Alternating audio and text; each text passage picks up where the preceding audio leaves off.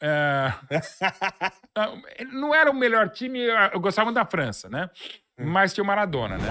Aí, Sim. Eu não sei você, mas eu vejo, assim, muita parcialidade, não só na mídia, mas como nas instituições também sobre o futebol. tem. Eu sinto uma má vontade absurda, no geral, por exemplo, contra o Palmeiras. Ontem eu tava assistindo o Palmeiras e Ceará, e aí teve um lance lá que teve um pênalti a favor do Palmeiras, Sim. só que tava impedido. Né? E o cara já na hora, não foi pênalti, não foi pênalti. Me pareceu pênalti. O cara. Havia um impedimento antes, então. Isso. Mas se não tivesse o impedimento, ia ser pênalti. Dá pra discutir, E sim. pra mim tinha sido pênalti, mas o cara na hora falou que não. Depois o gol que o Palmeiras toma, que Gol de- estava impedido. E o cara também narrando, outro comentando, não estava impedido. Eu falei, gente, mas eu tô aqui sentado Tava. em casa. O pênalti eu também não marcaria pro Palmeiras. Mas eu vou dizer, até conhecendo bem, Sim. por conhecer os profissionais e as pessoas que são grandes amigos, ali pode ser de repente, aquela coisa, uma prevenção sua, tá? Eu posso te dizer. Tem uma má vontade contra o Palmeiras, vai. Nesse caso específico, eu posso dizer por eles, embora amigos e colegas queridos, irmãos, não. Tem outros colegas, inclusive alguns que trabalharam, alguns que trabalham comigo, e talvez possa trabalhar, porque eu trabalho em um monte de lugar, que tem a má vontade com o Palmeiras, outros têm com o Flamengo, outros têm com o Corinthians. Assim, o Palmeiras, o palmeirense tem esse sentimento de que muitas vezes a torcida, os adversários ou a imprensa não gosta, tem até um canto da torcida, imprensinha de aquela coisa e tal. Eu mesmo brinco muito com isso. Tem. E até tem fatos. Por exemplo, o jornal onde eu trabalho desde esse ano, o Estadão, ainda há mais de 100 anos, às vezes não publicava as escalações do Palestra Itália. Sim. Às vezes chamava o Palestra Itália dos italianinhos de uma maneira pejorativa, né? Tem uma manchete clássica da Folha de São Paulo, o Palmeiras ficou 8 anos sem vencer o derby, sem ganhar do Corinthians. De 51 a 59. Aí quando o Julinho Botelho estreia pelo Palmeiras, ele e o Paulinho acabam com o jogo. O Palmeiras ganha do Corinthians por 4-0 e a manchete é: o Corinthians perde por 4-0, não é o Palmeiras que vence. Né? O próprio Estadão e a Folha de São Paulo, os dois mancomunados nesse aspecto, em novembro de 33, o Palestra Itália ganhou do Corinthians por 8-0, e até hoje a maior goleada no derby. Sim. E sobretudo o texto do Estadão, daquele jogo, é um texto que espinafra o Corinthians, convenhamos, com razão, o time Claro. perdeu por 8-0, mas dá a impressão, ou não é nem que dá a impressão, o texto fala mais mal do Corinthians que enaltece um time que vence por 8-0. É um Palmeiras que então vira bicampeão paulista e seria tri-estadual em 34, o Palestra Itália, e um Palestra Itália que naquele mesmo ano ganhou o primeiro Rio São Paulo de 33. O Palmeiras ganhou o Paulista de 33, Palestra Itália, e ganhou também o primeiro Rio São Paulo de 33. E mais se fala mal dos Corinthians que perdem por 8-0 do que o rival que num clássico mete 8-0 no adversário. Sim. Então assim, algumas vezes teve má vontade, sim, tá? Não vou dizer que tenha sempre, né? Até porque, inclusive, temos vários jornalistas palmeirenses, mas a própria torcida do Palmeiras, e não sem razão e muita emoção, cobra de mim, do PVC, de outros assumidamente palmeirenses, uma postura talvez mais enérgica, mais enfática. Pô, o craque Neto fala um monte de coisa, o outro fala aquilo. Cara, eu acho até interessante. Se você não gosta do que, por exemplo, um querido amigo como o craque Neto faz, ok, é do jogo. Agora, você não gosta do que ele faz e quer que eu faça igual? Aí não. Sim. Aí não. Eu não tô aqui para defecar regra, baixar cátedra de jornalista esportivo, não. Sim. Mas não é a minha linha. Ponto. Eu não tô falando que é boa ou ruim, não é a minha linha. Ok. Agora, se você reclama do outro que faz isso e quer que eu faça isso, não, porque precisamos de gente para defender o Palmeiras. Não, acho que tem que defender, dentro do possível, a melhor versão possível dos fatos. Sim. Que eu insisto, vale para o jornalista esportivo, de política, de moda, de economia, de qualquer coisa, né? Buscar a melhor versão possível dos fatos. E eu não vou ser pago para ser torcedor. Não, você não. Eu não sou pago há 35 anos para ser torcedor. Se alguém se alguém é exacerbadamente clubista, ok. E, aliás, outra coisa também é fundamental. Me irrita quando me chama de clubista. Faz parte. Mas, de novo, o clubista não é um cara que, como eu, há 35 anos, sempre assumiu a paixão. Já fiz 7 preleções para o Palmeiras. Eu fui um dos embaixadores do centenário do Palmeiras. Eu escrevi dos meus 25 livros, 9 do Palmeiras. Dos meus 4 documentários, 3 são do Palmeiras. Escreveu do Marcos? Do Marcão também. Eu fui mestre de cerimônias da abertura do Allianz Parque em 14. Apresentei 6 banquetes de aniversário, inclusive o do centenário ali, a festa popular na Praça da Sé. Acho que me parece que eu não sou mais Palmeiras do que ninguém, mas menos. Mas, de novo, eu não sou pago para ser palmeirense, até porque isso não tem preço, não tem valor. E não vou ser porta-berro da torcida, porta-saco da diretoria, menos ainda. Eu vou falar o que eu acho. E não é porque os chefes mandam você falar bem do Flamengo e do Corinthians. Não, cara. E no meu caso específico, eu tenho 6 chefes. Você acha que os 6 pensam igual? Repito, nem eu mesmo penso igual sobre a mim mesmo. E o que eu falo é o que eu escrevo. Então tem que também as pessoas entenderem que tem uma opinião do outro lado, se boa ou se ruim, se firme ou se fraca, se leviana, se austera. Tá valendo, você pode analisar. Mas daí achar que tudo é venal, que tudo está comprado, que falta coragem, competência, caráter. Menos, gente, menos. Mas o brasileiro adora uma teoria da conspiração, né? Total, toda hora. Porque de repente. Alguém tá mandando você falar, alguém tá te pagando. Esse lance, estamos nessa segunda-feira conversando aqui. Ontem no Palhaço Parque, a virada do Palmeiras sobre o Ceará, eu não teria marcado o pênalti do empate. Pronto.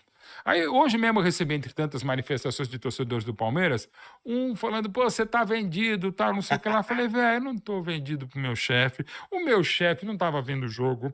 O meu chefe, no caso, dono da rádio, assumidamente não é a família de palmeirenses, mas daí, embora tenha vários palmeirenses, muito palmeirenses do que eu lá na Jovem Pan, ele não manda eu falar que não foi pênalti. Cara, ele dá liberdade, dá mesmo, porque a gente fala o que bem entender, até o que a gente não sabe. Mas, de novo, não é porque a Globo, por exemplo, assumidamente, com a torcida do Flamengo, os donos, o Grupo Bandeirantes de corintianos, para falar de donos, do Estadão de São Paulinos, cara. Imagina, no caso, eu já trabalhei muito tempo no Grupo Bandeirantes, na Rádio Bandeirantes, Band Esportes, TV Bandeirantes e tal. Pô, eu não falava algo a favor do Corinthians ou contra o Corinthians porque os donos mandavam.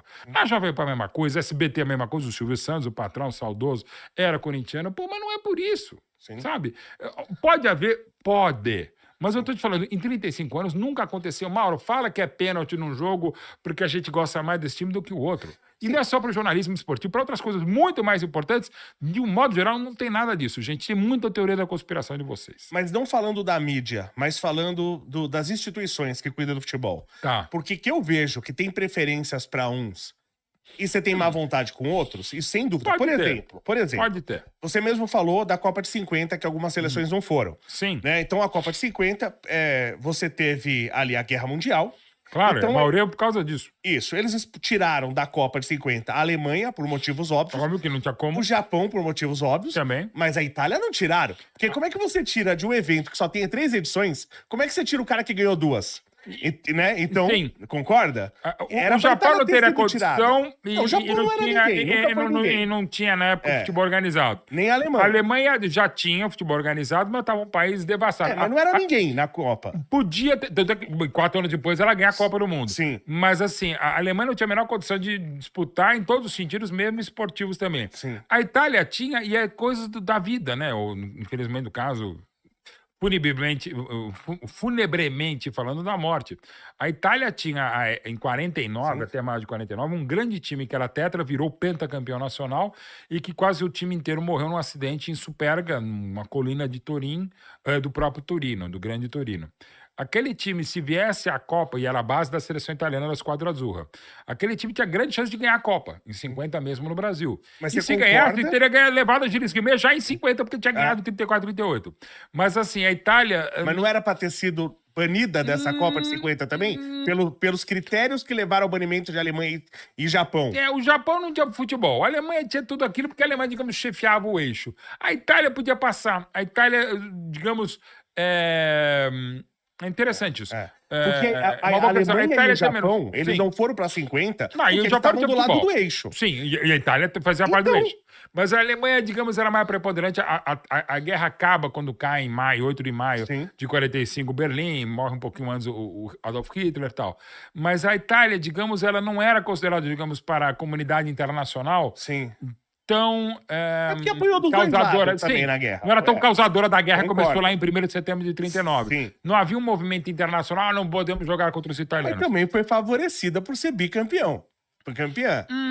Você pode imaginar que sim, porque inclusive era então detentora do título, porque a última Copa havia sido na França em 38. Aliás, a Itália jogou jogada de camisa preta, camichaneira, fascista, o símbolo fascista, o faixa, que coisas terríveis e tal. Mas você pode dizer que sim. Mas estamos falando exatamente de uma campeã, então campeã e bicampeão. Então, né? como é que tira esse Até cara então, da a maior Copa? campeã do mundo, né? Porque o Uruguai havia ganhado de 30, ganharia exatamente. Ganhou 2/3 das Copas do mundo. Então era mais difícil de tirar. Mas eu entendo que se fosse, por exemplo, um torneio de basquete, para pegar um outro esporte sem ser futebol, a Itália também teria jogado sem problemas. Mas a Alemanha esfacelada, como estava muito pior que a Itália em 50, não tinha condição. Mas que tem uma geopolítica, tem. Claro. É bacana, por exemplo, na segunda Copa da França de 98, aquele jogo, que saudades, né? Estados Unidos e Irã, os jogadores se abraçados em campo, antes da vitória iraniana. E você vê coisas absurdas. Isso foi em 98, não faz tanto tempo. Aí, voltando um pouquinho mais, em 82 na Espanha, a Copa começa ainda com deflagrada a Guerra das Falklands, a Guerra das Malvinas. Não jogaram entre si, não acabaram nem se classificando para ir tão longe, foram até a segunda fase da Copa na Espanha. Inglaterra e Argentina, que estavam em guerra. 4 anos depois se enfrentariam no jogo famoso de La Mano de Dios do Maradona. Não merecia aquela Copa Argentina, diga-se de passagem. O Maradona merecia. Não era o melhor time, eu gostava da França, né? Mas tinha o Maradona, né? E a Argentina de 78, talvez para os deuses da bola, e sem falar em junções políticas, tá? Porque a Argentina vivia uma ditadura muito mais sanguinária, por exemplo, do que a brasileira. A Itália de 78 jogou muito mais do que jogou em 82. Seria melhor para os deuses do futebol se a Itália tivesse vencido a Copa da Argentina em 78 e o Brasil do Tele vencido a Copa de 82. E é uma coisa maluca, porque a Itália de 78 era praticamente de 82. Só não tinha o Roberto Béttega, que estava machucado no Mundial da Espanha, e não tinha, até o jogo contra o Brasil, até o 5 de julho no Sarriá, o Paulo Rossi em boa forma.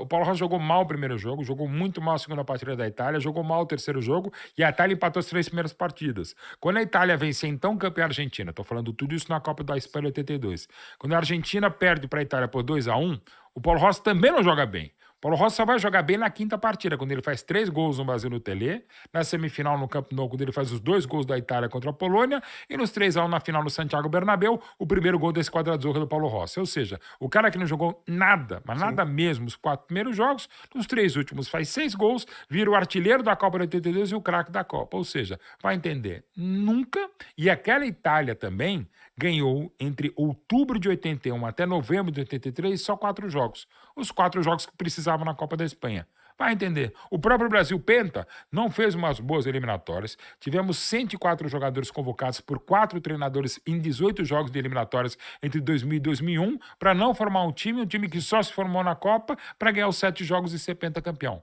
Vai entender. Mas a Itália sempre que ganha, sempre vem capengando. Ela vem se arrastando e cresce na competição. Aí que é o medo. Quando a Itália vem bem, é melhor... não vai... Eu acho que a última Copa que o Fábio Cannavaro foi impecável em todos os jogos. Sobretudo na reta de chegada. Isso, ele foi impecável em todos os jogos. Mas geralmente a Itália, aliás, tomou um gol de si mesmo só, na Copa toda. Que foi um gol contra. Conheça a Quant Fury, a corretora global que eu faço os meus investimentos. Dentro dela você consegue comprar Bitcoin, ações americanas, ETFs, criptomoedas e tem mais de 2.000 ativos para você estar investindo. Lembrando, ela é taxa zero. Tem o cupom aqui do canal Tubarão e tem um presente para você. Eu deixei o link na descrição.